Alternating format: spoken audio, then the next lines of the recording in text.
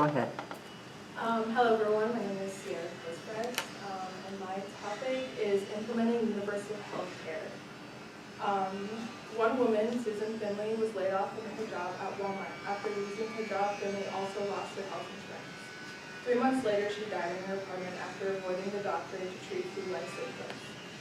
Another woman, Anna Marie Markle, was laid off by her employer after an ovary cancer diagnosis in 2017. She had a severance, but once it ended, Markle struggled to pay for coverage through a health insurance program for employees who lose their job called COBRA.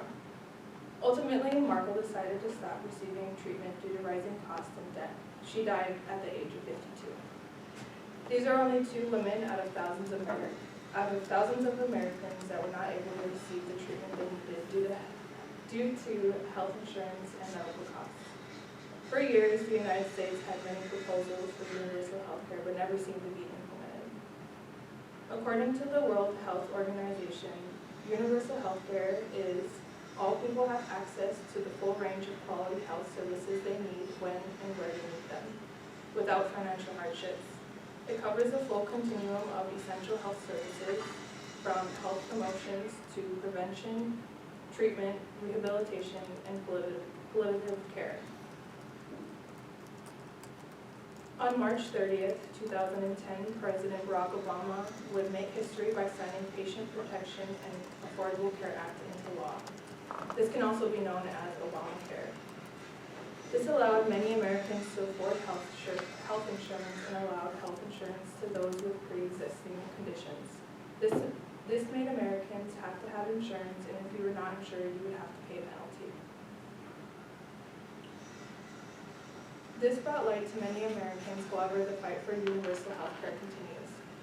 In the United States, we are able to choose how we decide to pay for medical bills, whether that be out of pocket or through an insurance company.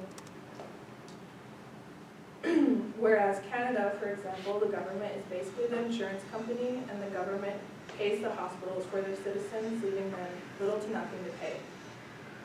In an article titled How American Cultural Assumptions Keep Us from Having Universal Health Care, written by Nick Licata, Licata compares the U.S. to other nations that have adopted universal health care.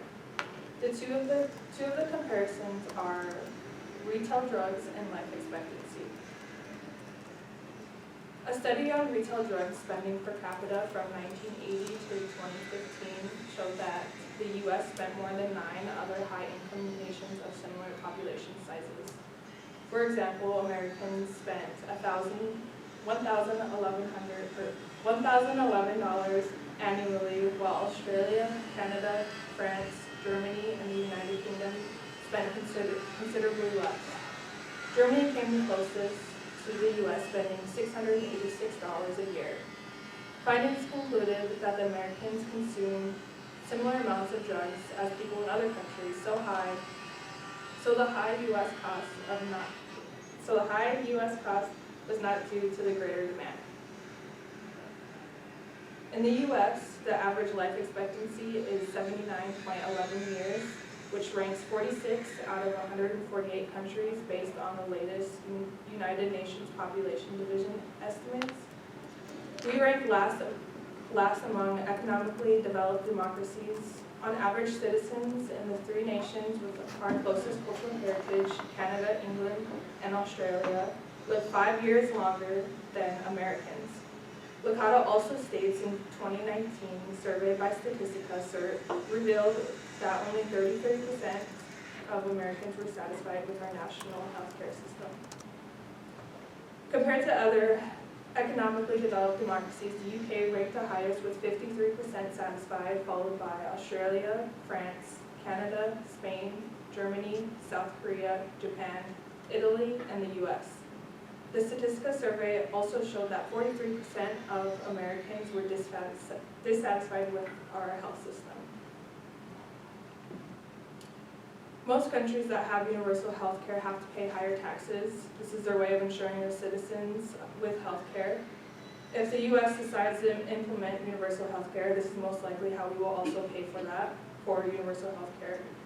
Many people do not like the idea of paying for higher taxes or even the thought of just paying for someone else's health care. However, I look at it in the sense of knowing that somewhere in the US, I am a small contribution to saving someone's life. There is an idea that many people believe the US is the best country in the world because we are a country of freedom. Just like the freedom we have to pick and choose how we decide to pay for our health care. But if you do not have health care insurance, then you could possibly suffer from not receiving the medical care needed or suffer from debt due to medical costs. Just like Susan Finley and Anna Marie Merkel did, and those are only two individuals that had suffered. Freedom does not come at a cost. In the United States, we also have rights such as right to life, liberty, work, and education. Could it be possible to add healthcare to our rights? The right to walk into a clinic or hospital and receive the care and not be scared or worried about having to afford the cost. Wanting to stay alive should not come at a cost.